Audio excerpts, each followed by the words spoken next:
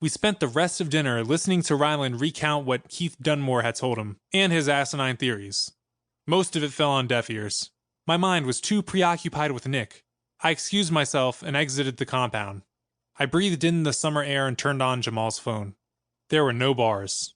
I wandered farther away from the building, moving down towards the lake. To get to the water's edge, you had to take one of the muddy trails that fissured off into the woods. I turned on the flashlight portion of the phone and used it to light the way. All around me I could see fireflies flickering on and off, an incredible display that made the place feel a little magical. I followed the narrow path through leafy trees and shrubs to a small grove. I was holding up the phone and ambling along, cursing under my breath. Damn connection! Another reason why I hate camping. No connection, no comfort, no anything. As I got closer to the water, I could make out across the lake several fires flickering in between the trees. It was coming from the girls' campground on the west side, Raquette Lake Girls Camp. I envisioned them sitting around roasting wieners and s'mores and swapping scary stories. I heard a fair amount of noise coming across the lake, but it sounded like a bunch of excited girls, no doubt playing hide and seek. Finally, I got a bar. Yes! Of course, it required me having to stand on top of a picnic table, balancing precariously and not moving, otherwise the bar would vanish, but it was something. I dialed Nick's number, turned on the speakerphone, and waited as it rang.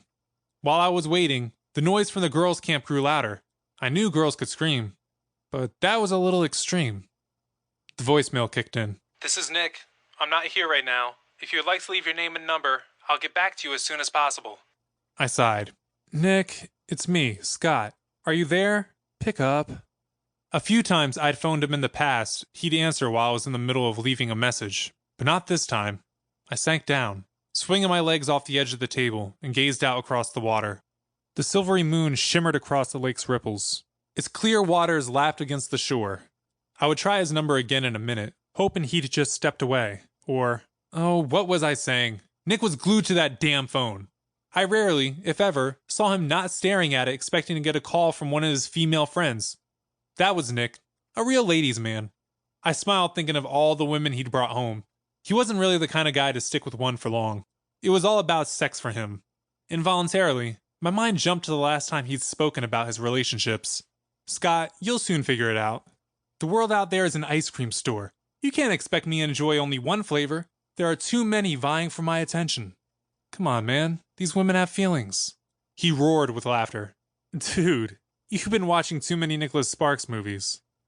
He ran his hand over my head and ruffled my hair, like he always had since I was a young kid.